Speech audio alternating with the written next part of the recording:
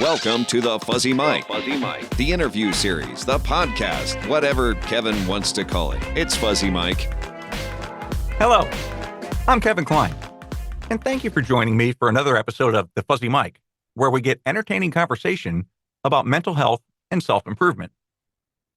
What happens when a young girl, raised in one of the strictest Amish sects, the Swartzentruber Amish in Michigan, what happens when she decides to leave that life behind at 17 to live in a world she doesn't realize she's completely unequipped to navigate? For my guest, Naomi Swarzentruber, that decision plummets her into a hell that nearly kills her 3 times. Naomi's book, The Amazing Adventures of an Amish Stripper, an erotic memoir, which is available on Amazon, it's not for the faint of heart. I read the entire book. The eroticism is blushworthy. The exploitation she endured is absolutely infuriating. And honestly, many of her own decisions will leave you frustrated. And that's understated. I don't recall the last time a book has given me reactions this visceral. Now, likely much to my wife's dismay, I wanted to start this conversation off with Naomi to kind of bond with her, okay? And so I let her know that I live in rural Missouri, and whenever my wife and I drive north to Kansas City, we pass 7 horse and buggy signs that say share the road. Oh, wow. That's And, awesome. and so when my wife and I see, I believe they're Amish. I don't know if they're Amish or Mennonite. You can maybe tell us the difference, but we don't call them Amish or Mennonite. We call them share the roads. Oh, that's awesome. There's some share the roads. That's awesome. So let's talk about your story, because the book is, there are times in that book, Naomi, where I want to grab you by the shoulders and shake you. I know, right? I know, like more often than not. And so we're going to get into this book, but I want to talk about, so the book is called The Amazing Adventures of Amish Stripper, an erotic memoir. Reading it, I felt like I was cheating on my wife a couple of times. Holy smokes, dude. I know, right? It's very spicy. The erotic scenes are very spicy. So, Very spicy. I'm going to say that this is like ghost pepper spicy. It's oh, it's a very intriguing memoir, and to get thank to you. where you are now, we have to start at the beginning. Tell us about growing up Amish, because you were Amish until you were 17, right? Yes. So I was born into the Swartzentruber Amish, which is one of the strictest sects because there's a lot of different kinds of Amish, strict and less strict, and I was one of the strictest ones. And there we have to wear long dresses down to our ankles, and they all we can't roll the sleeves past our elbows. Our hair has to be covered, and we have to wear a bonnet, and we can only wear dark colors. And as a little Amish girl, I always liked the color pink, but it was forbidden and it was almost taboo to talk about. So I love pink and I like to wear lots of pink, but back then I couldn't.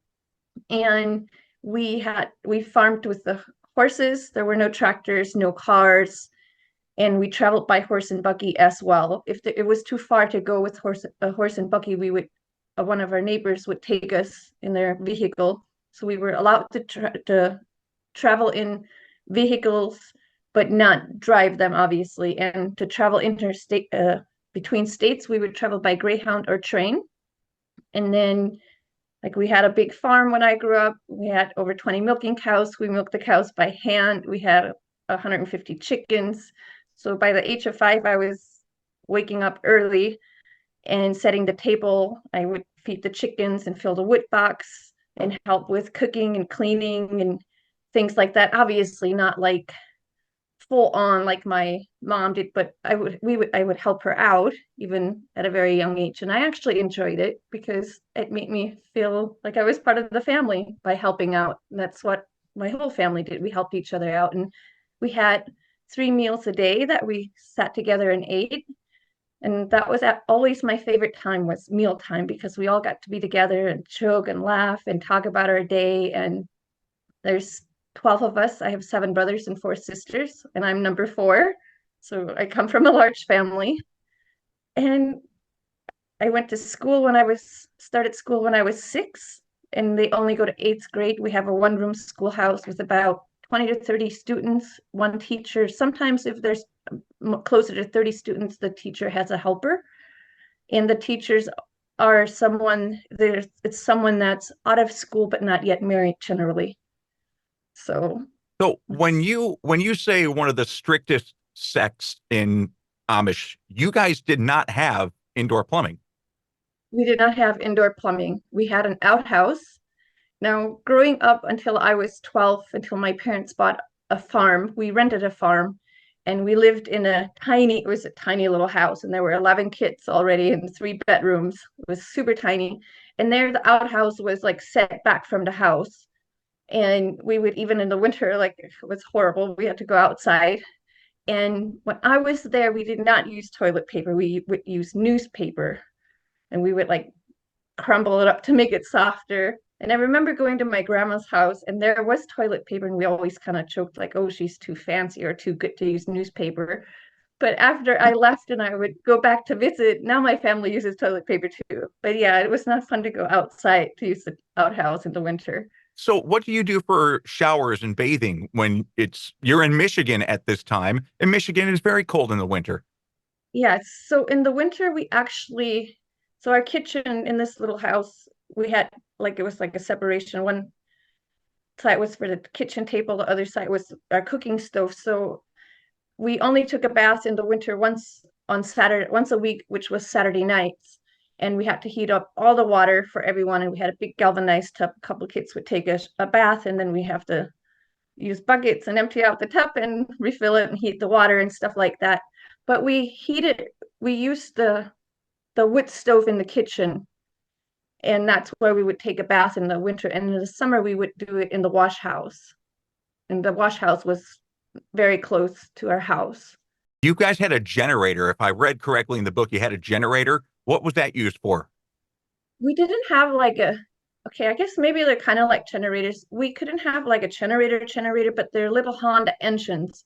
Okay. And if that makes sense, they're like the little, you can buy them at Harbor Freight. I don't even know why my dad got them, but we would use those to run the washing machine and also to pump the water from the well and to run the table saw to cut lumber.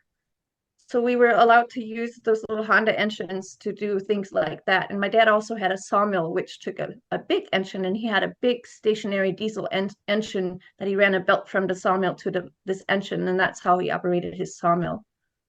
And you said that if you're going across state lines, you have to go by train or bus. Where do you get the money for those tickets? Well, back when I was there, we made money from the farm, from milking cows. We would sell the milk, and then my dad had the sawmill, so he cut lots of lumber. We got money from that. We also sold baked goods and vegetables and things like that. So I mean, growing up, my family was pretty poor, so they didn't travel that much. I actually only got to travel once when I was like between 2 and 3, I think. And I have very vague memories of it. My uncle got married in Ohio, so they don't travel that often. At least back then they didn't. I feel like they travel a lot more now than they used to. Okay. And you did not grow up exclusively with Amish neighbors. And you call them English neighbors, correct? Yes. Everyone that's not Amish, we call them English. Even it doesn't matter what country they're from, what language they speak, everyone's English. I'm English now too, according to my family. So, yeah.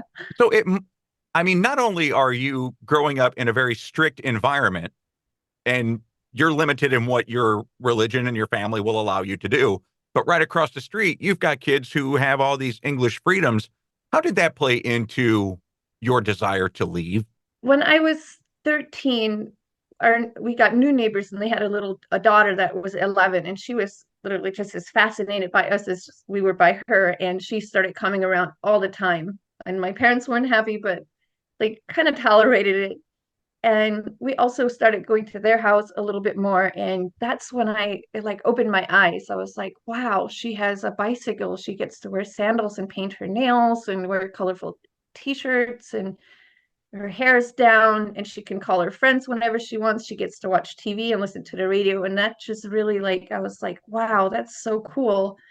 And I started rebelling, and my cousins, for some reason, at the same time, I don't know if it's because we were teenagers, we just started opening our eyes and noticing things a little bit more. And we started rebelling, and like I bought English um a couple t-shirts and shorts and a pair of jeans from a yard sale when I was 15. And then I also wanted to buy English panties, and my sister's from the yard sale, and she's like, you don't know where those were. Like, you can buy some at the dollar store next time or whenever we go to town.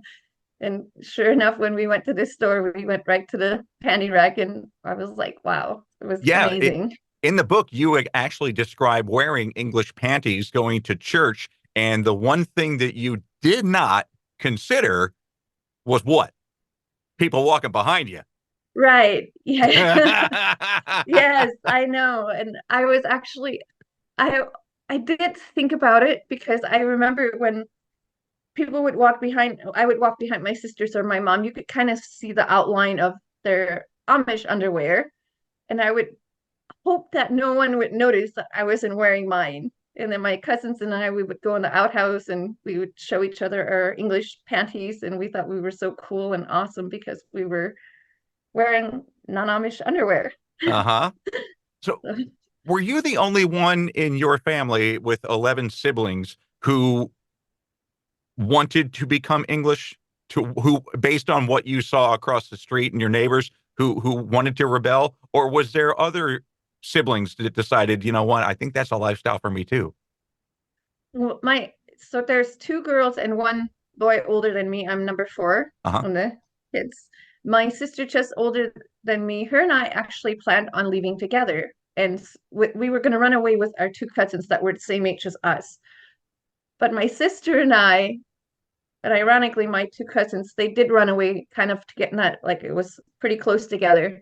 And then my sister and I, we actually got into an argument about this because we felt bad that if we both leave, mom only has one old enough daughter to help her work on the farm. And we felt guilty or bad to leave her like that. And finally, I was like, you know what? If I just run away first, then it's up to her if she wants to choose to leave them behind. Like, I know it's selfish. I was selfish, but I just wanted to leave. So I left, and then she left. I left in July, and she ended up leaving in October that same year, but she went back 8 months later, and she's married and has, I think, 12 kids, Oh, 11 or 12 kids. Yeah. So she wow. went back, and other than that, I have, I always forget about this because I'm not used to it really. A couple of years ago, one of my younger brothers left with his wife and 4 kids. So they are not Amish, but I don't know, it's kind of strange because I know they're not Amish, but I don't remember to call them often because I'm not used to it, I think. And sometimes when I talk about it, people ask me, I'm like, no, I'm the only one that left, but I'm not. My brother left too. Well, what about your So cousins? Your cousins that you grew up with who were kind of rebellious, like you said. they left, and Yeah, they're still English like I am.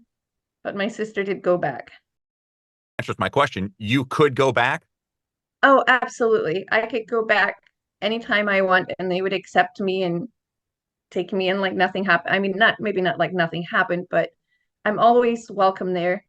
If I got married, then it would be a little bit more challenging. I wouldn't be able to get remarried Amish if unless my English husband died, because they don't believe in divorce. So once you're married there, that's it. And the only time they can get remarried is if, let's say I was Amish and I married and my husband died, then I could get married again. But other than that, they can't. No, it really is till death do us part. Yes, no, it really is. But Yeah. yeah, I could go back, and my parents don't, before when I would go, they really pushed it a lot. But now when I go, they always say, we still pray for you. And if you ever want to come back, you're more than welcome to come back. But they're not like, oh, please come back. Like they're not like begging me to come back like before. Yeah. How do Amish communicate without electricity and without, because you guys weren't allowed to have phones? No phones. So they travel by somehow, it's very interesting to me. Somehow news travels really fast among the Amish. Like they know everything, even though they don't have TV or the news or phones. But basically just when they see each other, they talk, they go by horse and buggy, and I don't know, it's a very close-knit community.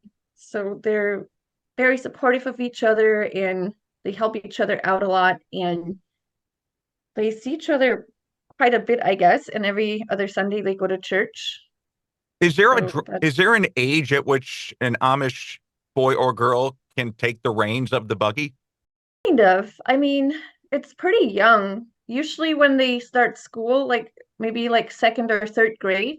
I know when I was in third grade, I started to be able to take the reins and drive the buggy. And then my brother that was just younger than me, they it was we would actually argue sometimes because he's like, I'm a boy, and he was used to working in the fields and driving the big teams. So he would oftentimes take the reins, but he did let me do it sometimes too, because it made me feel special to be able to drive the horse and buggy. And then I don't know, I was probably like 10 to 12. I was able to go places by myself. I would take the horses. It was like my job to go take them to I think it's called a farrier where you shoe the Mhm. horses. Yes. So on Wednesdays, I would take one of the horses, and I don't know, I always loved it. I felt so free just riding in the buggy with the horse. It was very peaceful. How often do Amish go to church? Every other Sunday. That's it. That's it. Every other Sunday. So they work every day except Sundays. And the Sunday they don't go to church. Either they stay home and rest and sleep and relax and play games, or they can go visit another Amish family, or another Amish family can come to their house, vice versa. But yeah, only every other Sunday. And is church held in church? No, it's held at people's houses. They take turns holding it at someone's house. So it has to be a married couple and someone of that's in the same church, that in the district and stuff like that. And according to the book, you enjoyed the days where your family was the host, right?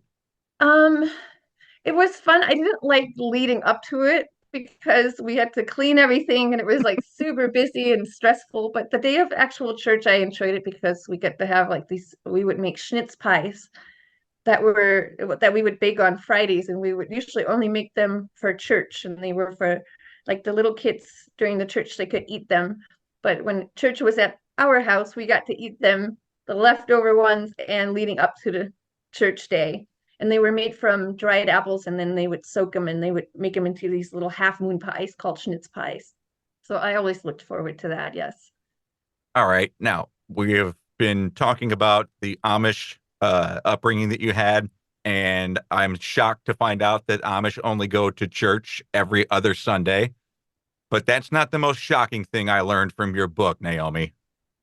Tell me about the singing and what happens after the singing. So when we're 16 and a half, we get to join the singing, and that's where after the church at 8 p.m. from 8 to 10, the kids that are 16 and a half and older that are not married gather and they sing.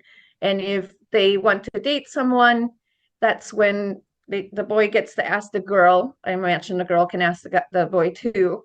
And if they agree, and sometimes not even agree, they like everybody has, it's called schnitzing.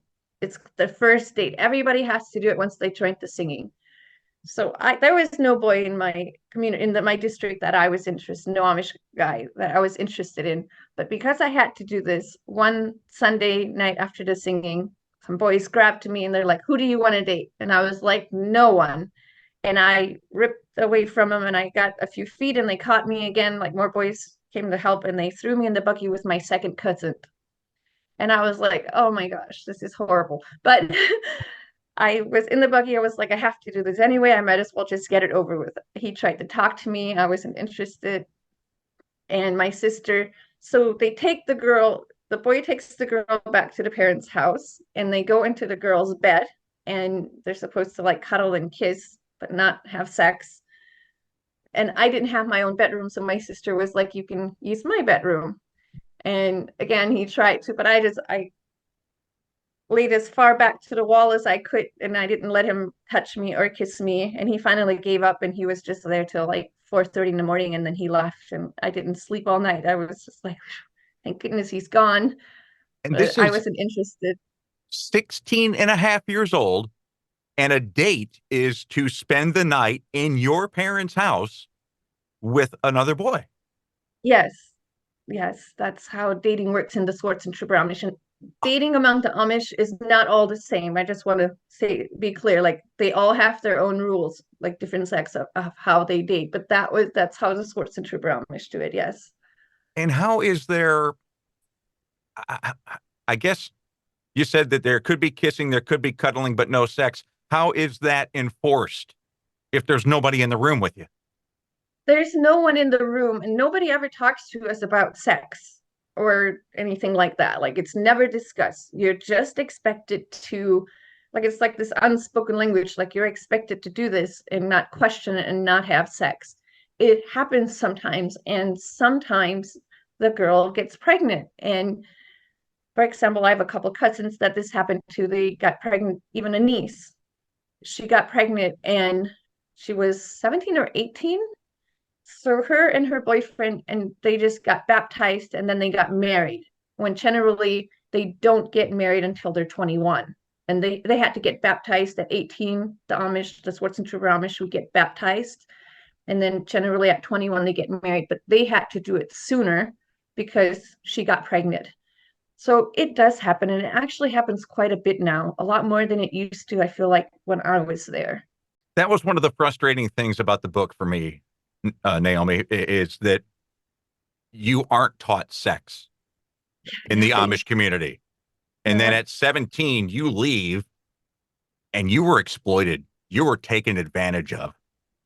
Absolutely. And I didn't realize it at the moment that I was being taken advantage of or exploited. I had no idea. Exactly. So let me ask you, and when we talk about where you're at in your life right now, we'll go back to the fact that you only go to school until you're in 8th grade in the Amish community. But let's just jump right into you leave. You actually run away. And who were the people that picked you up? Well, it was a couple actually, but I didn't know that. We'll call them Kevin and Christine because That's that's right, their in the names in book. the book. But I met Kevin because my dad had the sawmill, but I didn't know him very well, and I was picking strawberries and by myself, and that's when I realized I was like, oh, maybe he could help me out, and I just blurted it out. I want to run away. Please help me. I want to live with you. And he's like, you're crazy. You can't do that. But they, I don't know. He exploited me even before I left. Mm-hmm. Like he took me to the barn for a blowjob, and I know it was very uncomfortable. But after I left, I didn't, like I said, I didn't know he had a wife and a son. I didn't leave to be with him. And they picked me up. And then I stayed with his mom for a couple months, but I was lonely and bored there. So they remodeled their room in their house and let me stay there. And after, like, I didn't know how to say no to him about sex. Like, it was a horrible situation because Christine was like a mom to me. She was very kind and super nice to me, but yet here's her husband exploiting me and even like selling me to his, well, he didn't know that his neighbor was paying me for blowjobs, but I don't know. It was a very uncomfortable situation, if Naomi, you will. in the entire book, Naomi, you have a difficult time saying no to anybody and anything. Right. Yeah. So Yes, I know. and so my question then is, did Kevin bring this out in you, or did the oppressive religion bring that out in you? That's the thing, like I'm not sure. I really am not sure, but I feel sometimes like maybe it's because when I first left, Kevin exploited me. And so maybe that's how my thought process worked throughout my life for such a long time, because that's how I was conditioned when I first left. I didn't know how to say no to anyone, and I just kept being exploited, and it was like a pattern throughout my life. There's a big pattern throughout your life. Yes. And it's probably also from being repressed Yes. and not knowing how to like deal with saying no to people or situations like that, because I wasn't taught about sex. So it's probably a little bit of both. That's what I'm guessing. Well, also in the community that which you were brought up in, if I'm not mistaken, no is not a word in a woman's vocabulary in the Amish. I mean, we get to say no, but not, I don't know. I don't know because like I was only there until I was 17, and I feel like we were taught to be very obedient Hmm. as children, That's very a great obedient. word. Yes. So maybe it's part of not knowing how to say no because I was raised to be obedient. So, how different do you think your life would have turned out if you hadn't met or had Kevin and Christina been the ones to pick you up when you ran away? I would hope that it would have been a lot more positive Hmm. and not I think I shoved down a lot of things and I just kept pushing them down. And I think that's possibly why I got into drugs so deep. I was numbing myself because I never dealt with that. And I felt such huge guilt for so long because I cheated on his wife. Like we cheated on her. And I always felt like it was my fault because I didn't say no. Well, I'm going to take exception to that, Naomi. I don't think you cheated on his wife. I think Kevin forced you to cheat, and you did not cheat on his wife. He cheated on his wife, and he used you to You're do it. right. And And I he, you, actually recently apologized to her and she said, well, he was my husband and he should have known better. And she's like, don't blame yourself because I just felt like, I don't know, I felt like I needed closure and to move on from it. I had to apologize to her and I'm glad I did because she read my book and she's like, I always knew anyway because of the way you guys acted. But she's like, it wasn't your fault. He was my husband and he should have known better. yeah, So he was. Are they not together anymore? they're not together anymore. Imagine that. No, I know, right? Yeah, Yeah. imagine that. Yeah. So, you ended up going back after you first ran away.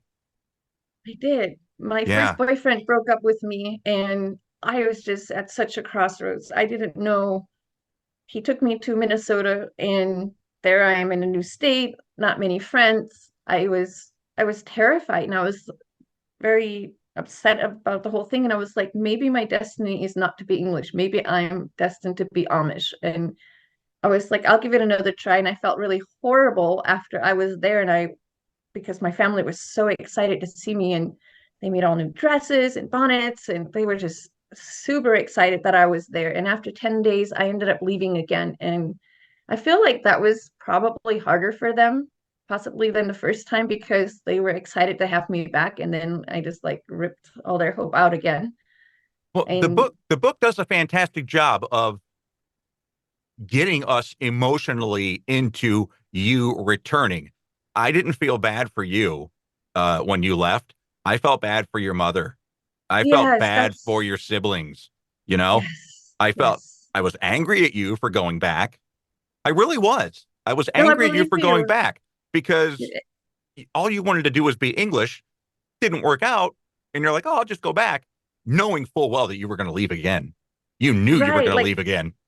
it was like in my heart, like I know it was horrible, and I'm mad at myself for doing that. Like I still like I don't know that I've ever fully forgiven myself for that because that was very wrong for me to do that to them and hurt them. Like I can't imagine if my daughter like left and then she came back and she's like, "Oh, I love you. I'm here to stay." And then she just like takes off and like does this to me again. Like that just I don't know.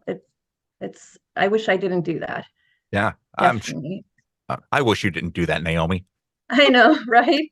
Seriously. But here's the beautiful thing about this, okay, is that you ripped the hearts out of your family, not once, but twice, Right. but they accepted you back that time, and they still accept you back to this day. And they have just the same amount of love for you that they did when you were still with them. How, Yes. That how does that make you feel? it makes me feel it's unbelievable because like I feel guilty for Hmm? doing that to them, but it just makes me realize how awesome and exceptional that my family is because even through all of this, they still accept me and love me and accept me just the same as they always did. And that makes me feel bad because of what I did to them. Like it's really unfortunate. But it's a true testament to their level of forgiveness Yes, they and are how very forgiving. they actually live what their religious teachings preach. Right, You know, exactly. a lot of English, a lot of Christians, you know, will say, "Oh yeah, sure, I can forgive," but bullshit. I know, right? Yeah, No, right. that's the one thing about the Amish. They're the most forgiving people, and not just my family. Like it's the Amish in general. They some people have this bad outlook on the Amish, and I'm like, they're actually the most forgiving and really awesome people. Like I'm really grateful for them. Super grateful that they allow me, and they love when I bring my daughter there. Like it's unbelievable how awesome they are. Well, I don't understand how somebody could be anti-Amish. You guys don't do anything to us. You know, you're a very peaceful community. As far as I know, you're a very peaceful community. And I mean, I'm going to be flat out honest with you. When we see Amish people in the store, you're like zoo animals to us. You're like, oh my God, there they are. That's awesome. You know, the biggest thing that I get from my social media that people get mad when I post nothing about animals, but they're always like, oh, you guys run puppy mills, you abuse your animals, like you're the most horrible people. And I'm like, okay, first of all, I don't argue with them, but first of all, our animals are our livelihood. If we don't take care of our horses and our cows, how are we going to survive? Like that's how we live with a like we take they take good care of their animals. And sure the dogs have puppies and but we don't like at least in my community, I can't speak for all of them. At least in my community, I never heard of puppy mills ever, not even once. And the people in my community did not abuse their horses and cows. Like they were very well taken care of. Yeah, I don't imagine how you could because you are so dependent upon them.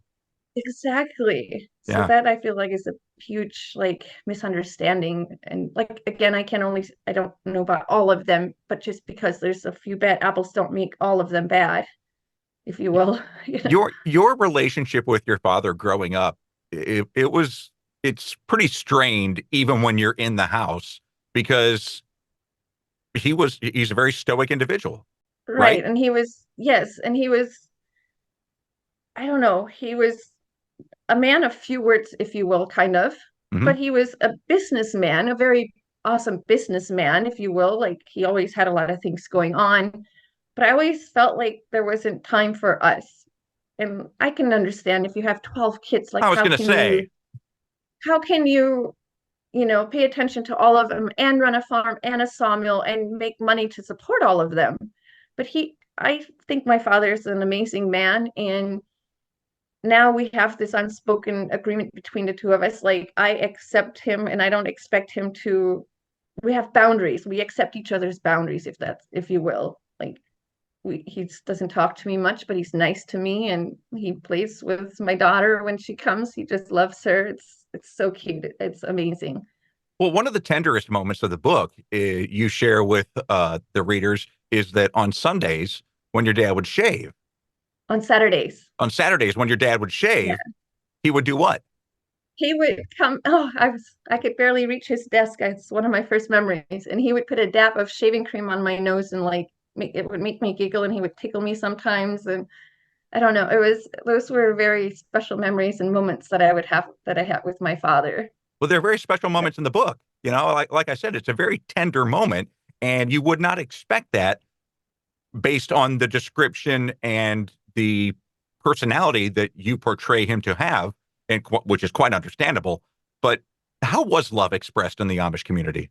So through actions like that, like they don't ever tell us that they love us, but like for example, they would take us, I don't know, it wasn't that often, but like the shaving cream and stuff like that, or they would choke with us and stuff like that. Like during mealtime or after mealtime, we would talk and laugh, and it was more things like that. Like we, as a family, we knew we were loved and that we all had our place in the family. And I guess other than that, I don't really know how How they is expressed it, but I just how always knew that they loved me, even though they didn't say it or do stuff like that. So how is discipline meted out? discipline, they would spank us. Hmm. And sometimes if we were really bad, we had this black belt, Oh, but they wouldn't like beat us. uh-huh. They wouldn't like leave marks on us or anything. They would just give us a couple whacks on our butt with the black belt, but when the belt was coming out, I was like, oh no. But I mean, they disciplined us by spanking, and I don't do that to my daughter, but I always say they did the best that they could with what they had and how they were taught. What would So, necessitate that level of discipline? like lying or being really bad to, like if we got in a big fight with our brother or sister, sometimes stuff like that. How do you But not with 12 siblings under one roof? exactly. No, You know? it's gonna be fights, yes. Or I don't know. I maybe it's something I blocked out. I'm like, I didn't get spanked very often. It was very, and if we got in trouble at school, if we did got in trouble at school, if we got spanked or had to stand in the corner at school, we would get spanked at home. What do Like, they teach you in Amish school that you only so go to eighth grade? it's reading, writing, math, and spelling. And like in second grade, we have to learn how to speak English and write in English. And also it's like phonics and stuff like that. And then in fifth grade, they teach us to read, write, and spell in German. But I already knew how to do that. I didn't know how to spell that much, a little bit. I knew a lot of it already because all of our prayer books and Bibles are in German. So on Sundays, when we didn't have church, my mom would teach us how to read from the Bible or the prayer books. And I don't know, I was pretty young when I could start reading in German, Yeah. but Are no you history, no science, or anything like that. so? I mean, as far as like being able to do math and read, I mean, you're equipped to go out into the world, but Oh, absolutely. but worldly knowledge, not quite there. No, not quite there. So Exactly. so how foreign was it to you when you left the Amish community at 17? Oh, I thought, well, I was 17 and rebellious and I knew everything. But after I left, I was like, oh, I really don't know anything hardly about the outside world. And even though I had imagined it was like this full of bliss and everything was just super awesome, it was very challenging for me at times to get used to it because I didn't know really anything about the outside world. Like even going to a drive-through the first time, I was like, what is this? Like, why are we talking to this thing on the side of the car? It was really scary for me and a very big culture shock. Or going to Walmart the first time, like I just froze because I'd never been in a big store. I never had to go shopping for clothes. I still don't like to go shopping for clothes because it's overwhelming. I never had to do that when I was Amish, but there were a lot of culture shocks and it was a lot more challenging than I had imagined when I left. And sometimes I was like, I just want to go back, but I was like, no, that's all I wanted was to leave. So I'm gonna hang in there and make the most of it and learn and do what I have to do to survive out here. So because you've been English longer than you were Amish, right? Yes. Like you're 17 years I old when was you left Amish, and and you're well over 20 years now in the English I'm community, gonna be right? 44 next month. So I've been out for almost 20, 27 years. yeah, Yeah, it'll be 27 years. and you look like you still need to be carded, kid. Thank you. It's awesome. Not sure how all the things Well, that I did in my life, but and that's what we're going to get at right now. How do you maintain your youthful appearance? How do you maintain a full set of teeth when you were so addicted to drugs? I don't know. Sometimes I think it's because of how I grew up eating like healthy food and all, like we grew our vegetables and everything. Like we didn't eat processed food. So I feel like that contributed to it.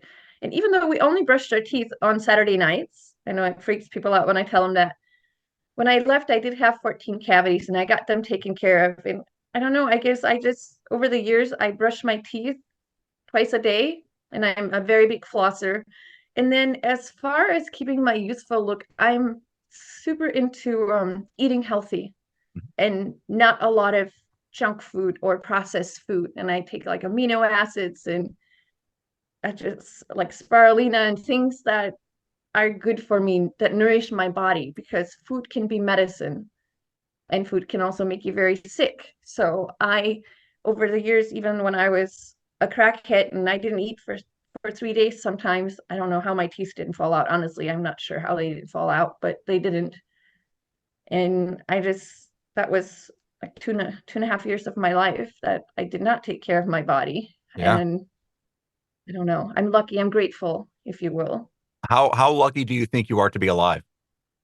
Extremely lucky because, and I'm sure we'll get into that, but I had, because of the drugs, number one, I'm very extremely lucky to be here because I almost overdosed one time and I had a near-death experience, and I write about that in the book. And then when I was in Vegas, that my ex-boyfriend tried to kill me as well. So I'm extremely grateful to be here today and speaking with you. And at one point, you did contemplate killing yourself. Oh, absolutely. There were a couple times actually that So, I was like, I just want to end it. so was that a factor of depression, or was that a factor of the amount of drugs you were using and didn't see a way out? Both. Okay. I was very depressed and I just felt like I was just in this hole and it just kept getting bigger and bigger and I just couldn't crawl out of it. And it was just, I felt like there was no light. I couldn't just, it was just so much darkness. And I just was like, if I could just end it all, like all the pain would go away. And what But stopped I'm you from grateful doing? that I did it. What stopped you? My family, actually, I would think about my family. And deep down, I knew that somewhere I had the strength. I just had to keep digging, and I was determined not to give up Uh-huh. because even though I wanted to so badly, there was some like this little voice like on my shoulder, like you can do this, like you're better than that, you can get away from this and be strong and live a happy life again. Well, in the book, you definitely feel that you wanted to get out of the situation that you were in, constantly using drugs, going from guy to guy. A part of me wants to know, do you think you were ADHD? It's a very big possibility. Yeah. It's a possibility. I've had people tell me that before. I've never been tested, Uh-huh. but it's a possibility, absolutely. Yeah. I mean, I got that impression in reading the book, and your attention span for a guy was maybe a couple weeks, maybe a month or two, and then boom, on to the next, and then boom, on to the next. It was almost like Kleenex. Right, Yeah, but I don't blame you, and I don't fault you for that because you didn't have a working knowledge of relationships coming out of the Amish community, and you didn't know what love actually should feel like or should be. right. And I feel like I felt so lonely and lost that I was reaching out and searching for love or someone to just maybe even just not to save me or to be there for me. And I was searching and it just, I don't know, I guess I just clung on to people and then it didn't work out. And then I was just on this cycle. Oh, Well, goodness. it's you go from seedy guy to an even seedier guy to an even seedier guy. And Right, at one point, I'm just like, would you just stop going and looking for guys? Because right, everyone seems to be worse than the previous.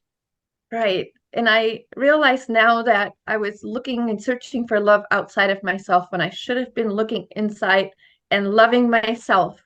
Because if I don't love myself, no one's gonna be able to love me. I'm not, and I didn't realize that then. And I was searching for it out there when I should have been in here, looking for it in here.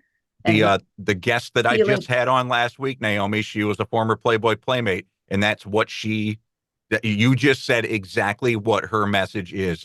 You have to wow. love yourself before anybody can love you. Yes, and I realized that now. And back then I don't know. I didn't know because growing up Amish, like I wasn't really taught about love and then being exploited right when I left. I feel like it just was like this big thing that I don't know, kind of boiled over and I didn't know how to bring it back and love myself. Yeah. And I was just searching for it out there. I mean, the in talking to you, and I knew because I watch a lot of your TikToks and I did a lot of research on you. I read the entire book. Okay. That's I did. awesome. I read the entire book. I believe Um, you. and I want people to protect you. I know that you're harder than hard because of, stripper, prostitute, drug addict, crackhead. I know you've been through hell, but I just want someone to protect you. But I feel like I kind of have that person in my life now, my Yeah. partner. He is unbelievably, he's magic. He really is. And he's the first person really in my life, besides one of my girlfriends that, well, actually I have a couple girlfriends, but the first guy that saw me for who I was, I didn't have to lie to him. And I was very open about my past, and he didn't judge me. He didn't look at me any different because I told him. And we were just friends at first. And then I didn't even realize that I was attracted to him, or I wasn't looking for a relationship like that. But man, he's really amazing, and he's really helpful in protecting me, if you will, at Mhm. points where I need, and guiding me sometimes, and just being there, even if it's a listening ear. He's there and bouncing off. I have like a someone I can bounce ideas off, or he's amazing. See, I'm so grateful for him. your relationship with him reminds me of my relationship with my wife. Okay. It was born of friendship. Okay. And Yes. the number one attribute that he must have from you is trust and honesty. Trust and honesty. If you don't have that, then it's not going to last, and it's not going to go anywhere. And I have both of those with him, and I'm really grateful. Did it take you a long time to realize that you deserve that? A long, long time. And I always did things to compromise my relationships. Oh, I feel did like you really? I yes. read the book. It's terrible. I don't mean to laugh, but yes, I know. No, I think it's And great that I you can wasn't laugh doing it consciously, I don't think, or like I wasn't trying to, but it's just something that I don't know. I don't know why I did those, why I would compromise them and because it's what you not be knew. honest. Right. It's what But you yes, knew. It's what you were taught. absolutely. It's what you were taught by Kevin, who picked you up when you ran away the first time. Right. To be dishonest and I mean, uh you're old terrible. enough to make. I blame him for a lot. Okay, and I hate that you named him Kevin, by the way. Oh, oh my, I didn't think about that until, oh, that's sorry. I'm so sorry, That's Kevin. okay. That's okay. I Now didn't you put know two that and at two. least one nice Kevin exists. Okay. Exactly. Yeah. No, he's definitely not all to blame because I was old enough to make decisions. Like That's what I was going to I, say. But I take responsibility for my part. mhm, Like I was in the wrong. I know that. And I just want to say that I've had to forgive myself because it was not just his fault. Sure, I wasn't quite an adult, but I was considered to be a young adult, and I age-wise, don't yes, know. but you were not equipped for those decisions. You were not Right. equipped for those decisions. Okay. I really wasn't. No, I know. And it's amazing where you are now from where you first started when you were 17 years old and you left the what you call Amishville to become English. Um, there's some names in the book that I want to talk about. And the first one is Dan. Oh, let's rest his soul in peace. He is, wow. He was amazing. He just wanted to help me. He was honestly like, I still feel bad for Dan because all he ever wanted to do was to guide me and love me and support me and not let people hurt me. That's all he wanted. And I would kind of just push him away. And Kinda. it makes me sad to think about that, how much I pushed him away So and I didn't accept him, no, you didn't. You accepted all of his gifts and you accepted his money. He but met you. not his love. Yeah, he met you while you were stripping. Right. Why didn't you? I mean, I wanted you so bad to be with him. He was he was in his 50s Uh-huh. and I was young. So I looked at him more like a dad figure. Yeah. And I felt like if I was with him, I wouldn't be able to like live my life and he would control me. I don't know that he really would have. Like, he never tried to have sex with me. And Rowan in the book, he often tried to make us have sex, but Dan was like, no, I don't want to. I don't want to. She doesn't want to. But I don't know. It was really hard. And I wasn't ready at the time to get away from the drugs. Hmm. And it was very selfish of me what I did to Dan. And I Well, you wish weren't that alone. Rowan had a lot to do with that as well. Okay. absolutely. So Dan retires from work, and how long did it take you to blow through $250,000 of his money? Like 6 months.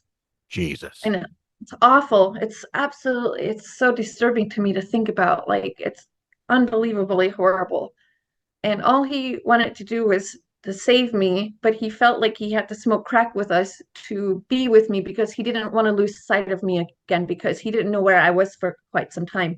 And he once told me he went driving up and down the streets in Grand Rapids and Muskegon where prostitutes were known to walk because he just wanted to find me to save me, even though I never told him at that time that I was selling myself or smoking crack. He knew what I was doing. He was a very smart man. He was an engineer and just he was very smart and in tune with me more than I wanted him to be at the time.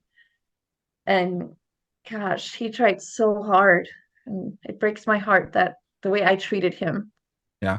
And he's since passed on. Yeah, he passed on. Yeah. He had a very weak heart, and I always worried that he was going to have a heart attack when he would smoke crack because he had a pacemaker and only a little bit of his actual heart was working at the time. But at least we got to hang out, I guess. Hmm. Yeah. Yeah. Better to We have got to loved and be lost than never loved at all, right? exactly, yes. So, And he just was such a good soul.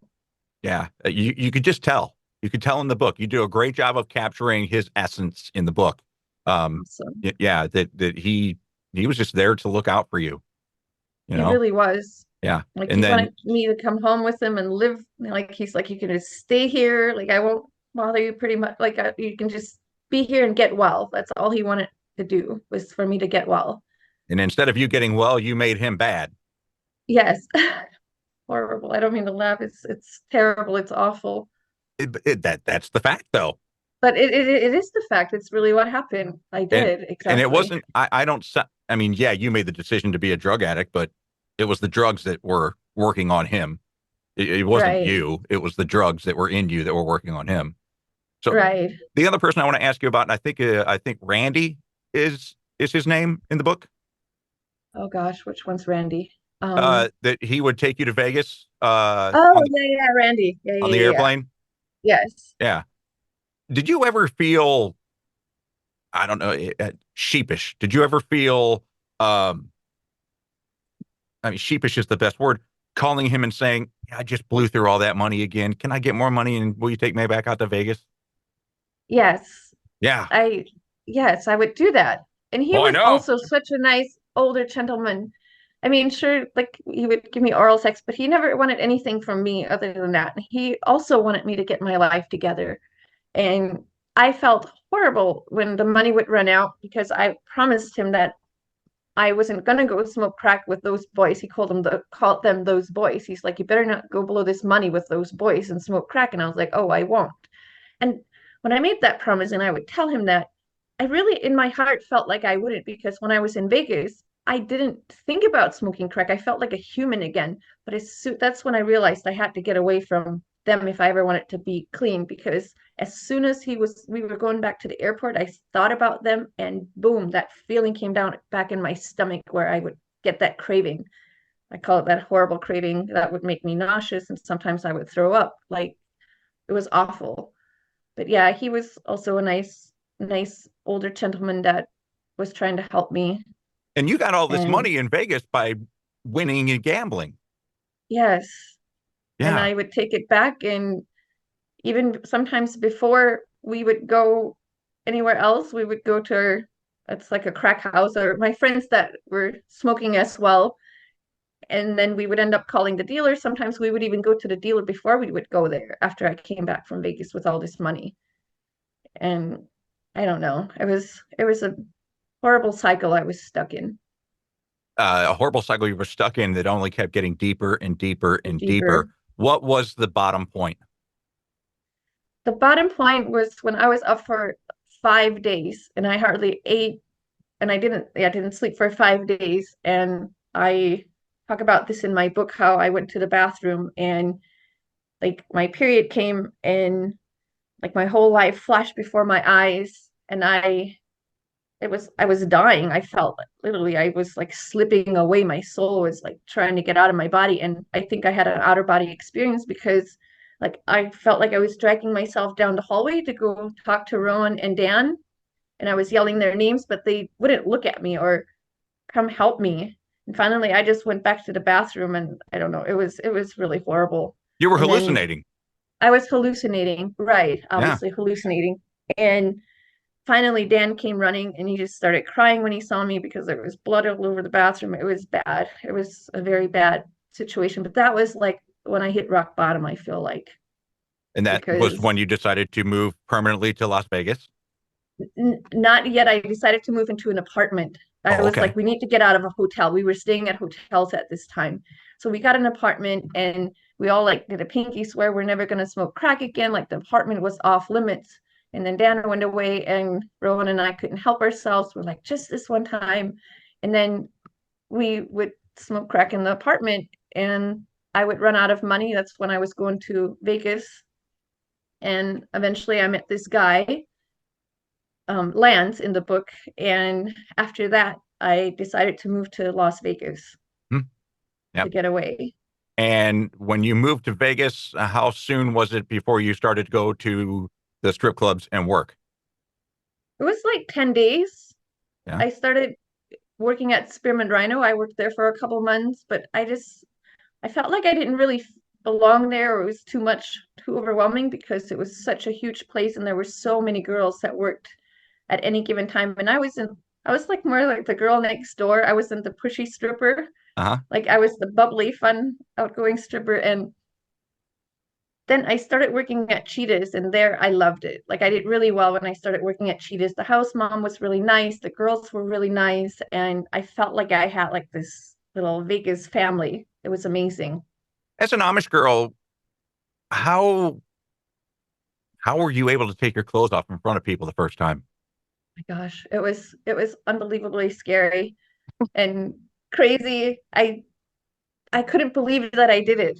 Like when they pushed me through that door on the stage and they had told me the first song I have to take my top off and the second song I have to be completely naked because it was a nude strip club. And I was like, oh my gosh, there's no way I can't do this. I can't do it. And they're like, sure you can. And my girlfriend's like, yes, you can. You got this. And I was like trying not to cry, but it was overwhelming. My hair, actually, I let my hair fall in front of my face and I was like, oh, that is my shield. They can't see me. I know they could, but in my head, they couldn't. Uh-huh. So that's how, even if I went to go dance right now, I would let my hair fall and be my shield So, because, did you ever get comfortable?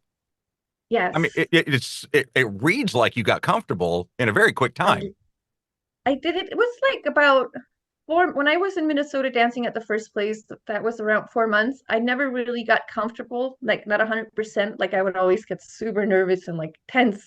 But once I would go on stage, the fear and the anxiety would just kind of go away because something would come alive inside me and I would get super excited and happy and it was fun.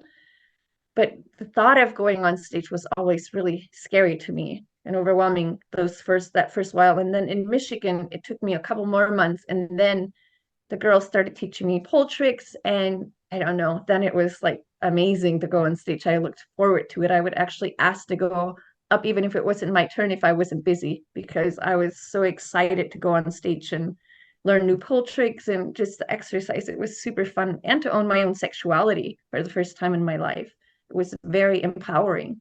There's a picture in the book that of you on the pole, and I can't remember where it was, but the story where you just went to a strip club and they had a pole, and you asked if you could go up there, and everybody was like, "Oh my God, wow, look at her go!"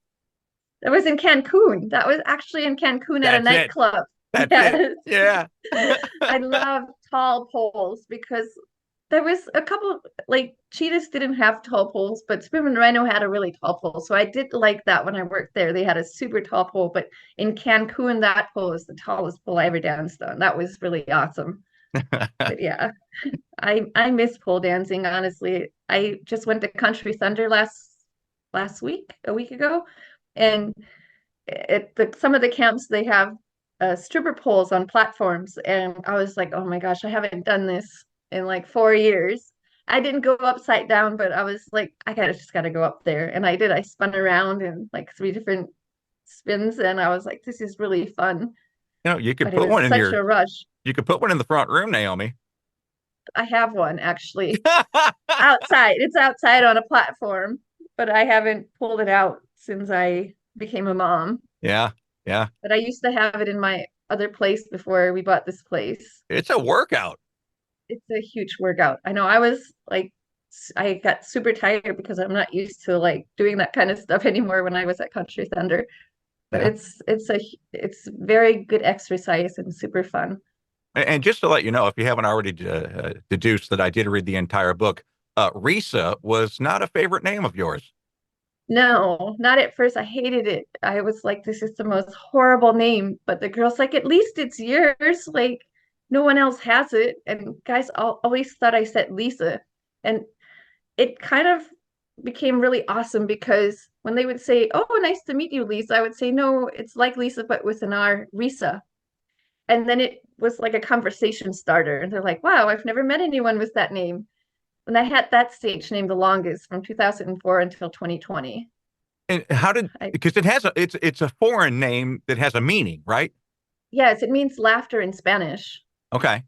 That's yeah. That's kind And of the flattering that girl, another dancer gave that to you then. well, she worked at Spearmint Rhino. It was like a week, and I didn't have my own name. And like the girls were talking about, and some of the regulars, they're like, "Oh, you don't have your name. Like you're changing your name every day and throughout your shifts." And I was like, "There's just so many girls. Like all the names seem to be taken." So she was like, and I never really talked to her until then. She's like, you need your own name. And I was like, yes. And she's like, come on, let me help you. And she takes me to the dressing room and she's shouting out names. And I'm like, no, no, no, these are not, they don't fit me. And when she got to Reese's, she's like, oh my gosh, it's perfect. It means laughter. It's you're bubbly. It's perfect for you. And I was like, I don't like it. She's like, that's why you don't have a name. You're too picky. This is going to be your name. And I was like, fine. I was not happy, but in the end, I'm grateful for her. And I did end up liking it, but it took me a long time to get used to it. Wasn't Sugar one of yours as well?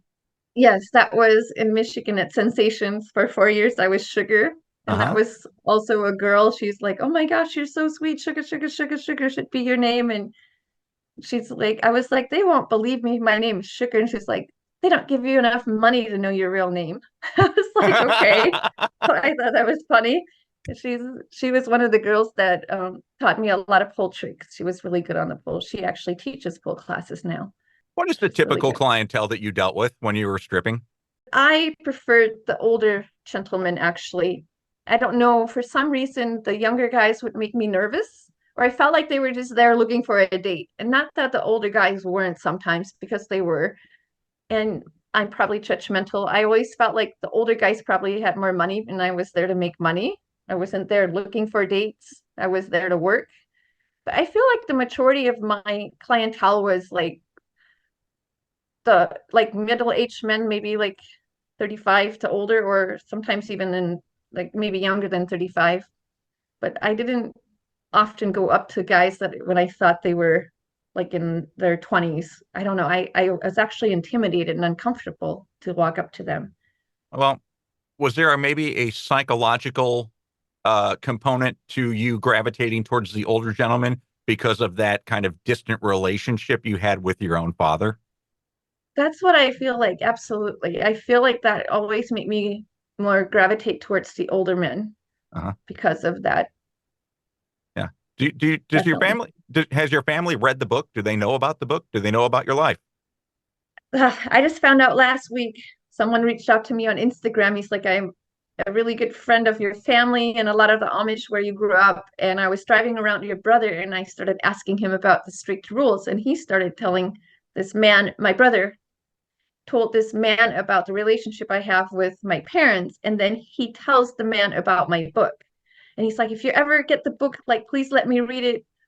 And I guess this man went and bought the book and he read it and he's like, don't worry, I will not let him read it. I will not even tell him that I have it because I don't think that he would understand what you went through. Right. Now, I have talked to not my parents, but some of my siblings, a lot of my siblings, I've talked to them about some of the drug abuse because during my years of addiction, I was more absent. I didn't go see them very often. And a couple of times I did, I was not in good shape. Like I was just a hot mess. And they knew I was up to something, but they didn't know what. So I guess to give them closure, like they ask me a little bit about it sometimes when I visit it, and I actually not in detail like I go in the book, but I've told them that I smoked crack and I did coke and stuff like that. But I don't know. So they know I have a book. I don't know if my parents know that I was a stripper, but I feel like would be naive to think that they don't because they somehow find out everything. But we've Yeah, never talked about it. So, oh, sorry, my phone is ringing. that's okay. They've never talked about it, and I don't feel comfortable talking to them about it. What's interesting is we've talked about how growing up Amish did not prepare you for being English and life outside of Amishville. However, I think that there are parts of growing up Amish that did prepare you for your life as a stripper and a call girl, and that is the amount of secrecy that you had to carry. You can't lie in the Amish community, so you pretty much have to keep things bottled up. Well, Right. I think you pretty much had to keep things bottled up in the English life, and you had to become a very good liar. Exactly. Absolutely. And also, even besides that, yes, I agree with that 100%. And also, I feel like the strong foundation that I had growing up Amish, I feel like that's what gave me the strength to get through all of that and come outside on the other side. Because I often, when I was down in the dumps and didn't know where I was going to go or what I was going to do, I thought about my family and how they would feel, or like, I don't know. I just wanted to be better and do better because I didn't want my family. I don't know. I just thought about my family a lot. I didn't want them to worry, or I know they're worried, but I didn't want them to see me as this bad person. And I wanted to do better and live a better life. How did you kick the drug habit? Well, getting away from crack, I moved to Las Vegas. And then in Las Vegas, I did a lot of ecstasy and Molly, and I even smoked meth a couple times with my boyfriend there. But that reminded me of the crack, and I quickly was done with that. And then I did a lot of, even when I moved to California for 6 years, and my boyfriend there, he didn't like drugs, and I would hide that I was doing coke and Molly and ecstasy from him. And I guess how I was able to kick it was with my current partner. Like he would always tell me, like, if I ever want to have kids, like I have to take care of my body. And he's like, people that do hard drugs like you have in your past, he's like, they often die in their 40s. And that really opened my eyes. Like a lot of like, not, I don't know about a lot, but a few of his favorite rappers and people like that were into coke, they died in their early 40s. So he always told me about that. And he's like, if you keep doing this, you're going to die.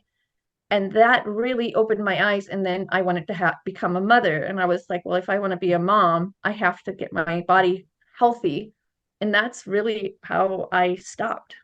So you did not go to any meetings, or it was just a personal Just, decision and you used your own inner strength to stick to it. yes, willpower and inner strength. And yes, And when was the last time you used? in 2018 was the last time I used coke. Wow. Good for you, And buddy. yeah, I don't even drink alcohol now. Like at Country Thunder, I opened up like one of those little Malibu. It's kind of like a White Claw, and I took one sip, and I was like, "Oh, it just to me, it even when I just take a sip of alcohol now, it feels like poison in my body." Yeah. Well, So I just most of that reason is because you're not doing it to fulfill a void, because those voids have been filled now. right, You and have love from a partner and you have a baby girl, you yes, know? and I feel like writing my book. I never realized it, and that wasn't like part of the plan when I started writing the book. But writing the book was super therapeutic, and I was able to release a lot of the trauma that I had, and I'm on a healing journey now. And I don't need drugs to get me through like I used to, or to just to function like I felt like I couldn't function before without drugs. Yeah. Well, being on a healing journey, you have to be present.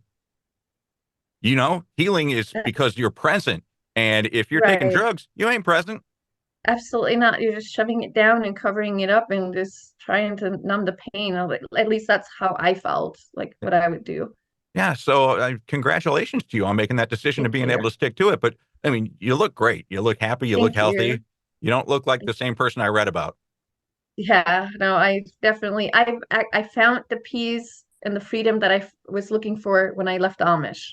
It Uh-huh. took me 20 years, Yeah. but I'm finally here and I'm grateful for that. And I'm grateful for my partner to be so loving and supportive of me and accepting me for who I am and just being by my side. Like I don't have any family out here in Arizona where I am, and but he's amazing, and I'm really grateful for him, and I'm Big, grateful for my strengths and where I am now. biggest regret. Biggest regret. There's two. I Okay. have two biggest regrets. The one is going back to the Amish for the second and making them believe that I was there to stay, and the second one is hitting that crack pipe for the first time and doing that first line of coke. Like those are my biggest regrets, definitely. Was the grass greener? Yes, I feel like it is now. It wasn't for a long time, but absolutely now. Okay. I'm very happy and I live a very peaceful life. I live on 4 acres and I have chickens, a garden, and we have a daughter, and it just it's peace. My life is very peaceful. I think you're going to be a fantastic mom. And I say that because you have a firsthand knowledge of what oppression and repression can do to somebody, you know? And I don't think that means that you're going to be willy-nilly with your daughter, but I think it also means that you're going to have a capability that somebody else doesn't have in child rearing because you came from such a situation. I always tell her everything in moderation. Yeah. Like like I allow her, for example, soda. She gets a tiny bit once in a blue moon. And that's just an example. Like I feel, or she would just eat chocolate all day if I would let her, or snacks, but I don't. And I tell her in moderation, because if I know if I repress her from these things, when she gets older, she might just go crazy and rebel like I did, just like do all like drink a whole bunch of soda and eat a whole bunch of chocolate. And I don't want that to happen to her. So I allow her to have like a little bit here and there versus none at all, You know what if I that find? makes sense. It does make sense. Yeah. Everything in moderation. That's a great motto and a great philosophy to have in life. You know, Yes. I one don't of want the, to repress her. well, because we've all seen how that turns out. Exactly. Yeah. Exactly. Yeah, Uh, it's not the way to go, definitely not. one of the heartwarming things that I love about the book, it's towards the end, and it is the relationship that your mother has with your daughter. Oh, it's so heartwarming and it almost makes me cry sometimes when I think about it because she just loves my daughter loves my parents and they just love her. Like my mom, like I don't even I never seen her dance in her life, but my daughter was like 15 months old and singing if you're happy and you know it, clap your hands. And she had my mom dancing. Like I was like, what? Like I wished I could record it, but the, I can't do that there. But these are memories and things that I will tell her when she's a little bit older. Well, doesn't Grandpa Because play peekaboo? yes, and Grandpa was playing peekaboo and hide and seek and bouncing her on his knee. Like, it's so heartwarming. Like they just adore her. My dad, like the last time I was there was a year ago in June. It'll be a year in June, and he teased her with she has this bear that she loves, and he'd be like, "Oh, I'm gonna snuggle the bear," and she's like, "No, no, Dottie." She calls him Mommy and Dottie's means Grandpa and Grandpa, and she would get so offended when Dottie would try to cuddle the bear, but it was cute. Like he didn't make her cry or anything, but it was really fun. Had you The relationship experienced they that had. at her age with your dad? Would you have left? Probably not. I mean, I can't say for sure, but most likely not. If I would have had like all that nurturing and loving care and like interaction, maybe that's not the right word, but um just there, like Yeah. they were there for me like that, it Yeah. might have been different. What's your greatest victory? My greatest victory is overcoming my drug habits, definitely. Okay. Actually, and becoming a mom because I was told I couldn't be a mom. So that is probably the greatest victory because at 40, I was told I couldn't have kids and I finally gave up. And 5 months later, I was pregnant with our daughter. And this is by far the greatest chapter of my life. It's challenging at times, but it's the most rewarding, and I'm just so grateful that I was able to become a mom. And my daughter is just so loving and amazing and so smart and fun. She has such a fun personality, and I'm very grateful for her. Tough question. I got to ask it. What's more demeaning? Stripping for strangers, having sex with strangers, or buying drugs? Having sex with strangers, probably. Yeah. I feel like that's like the biggest taboo among like the other people, that just people in general, like they probably look down on me more for being, having sex with strangers. How did you deal with that personally in your own mind, in your own soul? I'm, like I said, I'm on a healing journey. It Uh-huh. was something that I had to forgive myself. I had a lot of guilt for a long time. Like I would feel super guilty, and like in my book, I talk about how many guys would have, like sometimes I would have sex 7 times with 7 guys in one day when I would go to Vegas, just so I could support myself financially. And that was really soul crushing. Mhm. And I just basically I just had to forgive myself, and I was doing it so I could support myself financially because I didn't want to depend on anyone else. And I had just gone to college and spent $20,000, yet I couldn't support myself on the $11 an hour in LA that I made from my being a phlebotomist. Like it was a challenging time, but definitely, yeah. It's interesting that you say that, kicking the drug habit, becoming a mom. Nowhere in there did you say that graduating from college and getting a degree was a major triumph for you. For some reason, I forget about that sometimes because that was a huge deal to me, actually. I was so proud of myself, and I'm still proud of myself. But I got my phlebotomy, x-ray technician, and medical assistant license all in one year, and I graduated. I was just on top of the world. Like it was like the greatest feeling ever. And I was like, I'm never going to be a stripper or prostitute ever in my life again. Like I was just so excited. And early on, after I got hired and I only made $11 an hour and I had to pay the student loan and my car payment and stuff, and I realized that I couldn't live off that living in LA, and it kind of really crushed me. Hmm. But I'm that was such a huge thing for me to graduate from college. I'm really proud of myself, but I don't do that now, but I still have my licenses. Yeah. What do you do now? I am a content creator and a stay-at-home mom. What do you create? What do you create? I do TikTok and Instagram. I'm Amish inspiration on both of them, and Mhm. I just do stories about things about my life, even growing up Amish, or about my life now. And why do you dress in Amish attire sometimes for your TikTok? How do Amish women ride horses? Now, I don't know about all the Amish, but the Swartzentruber Amish, which is the way I grew up, the women were not allowed to ride horses when I was there. I think it helps to like get people to understand where I came from the Amish. I know some people get mad. They're like, why do you dress like this if you're not Amish? And also my daughter, she loves to wear her Amish dress. My mom made her Amish dress, and she often says, Mom, I want to wear my Amish dress. So we wear our Amish dress together. And it just to bring awareness. Like, I don't know. I know people get mad sometimes, but it's makes me feel happy to wear my Amish dress. It's those are my roots. And your hope So with the book is what? I hope to give them hope and inspire them. Like I really, really hope that I already know that it does because I often get messages on TikTok or Instagram, and they're like, "Wow, your story is amazing. You're giving me hope." Like I'm still living my story right now, but I too hope one day I can overcome what I'm going through the way you did. So that makes me feel, I don't know, it sometimes brings tears to my eyes because I wish I could go help them, but I know that they have to like be ready to move on and get well. But I encourage them to get support and, people there for them to help them get through it. It brings That's tears. really It brings tears to your eyes, but does it also bring a sense of anger that nobody was there for you when you were going through it? sometimes It does, but I always feel like I was responsible for myself to get out of it because I'm the one that got myself there. Like I knew that I if anyone was gonna get me out of there, it was me.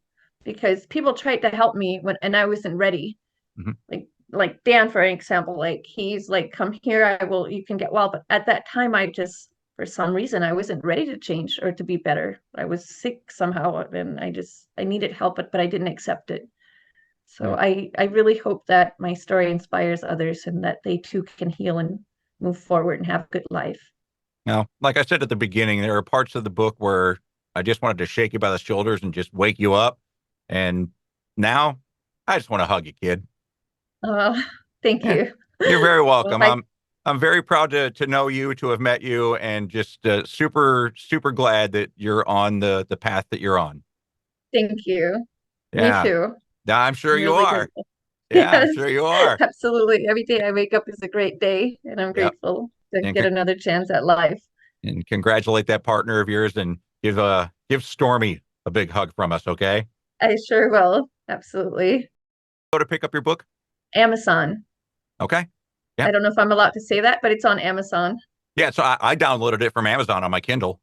Yeah, that's where and if they go to my website, it just takes them to Amazon. Like Okay, that's where it's available. yeah, So and it's a quick read. It is a very quick read, and I would suggest reading it alone. I know, right? I know, right? I I know for some people it's overwhelming or it's too much for some people. They're like it's porn. Like I got a couple reviews, they're like it's too pornographic. I'm like, it says erotic memoir. Like what were you expecting? Oh yeah, it'll make you blush. It'll make you blush. Exactly. But it's a true triumphant story of what you went through, what you overcame. You'll be angry at times, you'll be frustrated at times, and then you'll celebrate at times. And I think that's a well-rounded book. Thank you. I think so, and I hope that, like I said, I hope it inspires people and gives them hope. So And I think it will do just that. The Amazing Adventures of an Amish Stripper, an erotic memoir, serves as a cautionary tale on the ramifications of oppression, the financial and physical cost of drug addiction, and the mental toll the search for belonging can bring. In the end, though, Naomi's story is a triumph, proving that with determination, perseverance, and love, we can overcome anything. My thanks to Naomi Swarzentruber for joining me. Again, you can get Naomi's book, The Amazing Adventures of an Amish Stripper, an Erotic Memoir, at Amazon, and you can follow her on Instagram at Amish Inspiration. If you'd be kind enough to give the Fuzzy Mike a rating, I would be grateful. And please, subscribe to the Fuzzy Mike YouTube channel and share the Fuzzy Mike with all of your contacts. Thank you. I appreciate you for doing that. The Fuzzy Mike is hosted and produced by Kevin Klein. Production elements by Zach Sheesh at the Radio Farm. Social media director is Trish Klein. For a weekly dose of hiccup-inducing laughter, check out the Tuttle and Klein podcast. It's the podcast I co-host with my longtime radio partner of 25 years, Tim Tuttle. We give you new episodes every Wednesday. I'll be back next week with a new episode of The Fuzzy Mike. I hope you'll join me then. And thank you for listening. That's it for the Fuzzy Mike. Thank you. The Fuzzy Mike with Kevin Klein. Fuzzy Mike.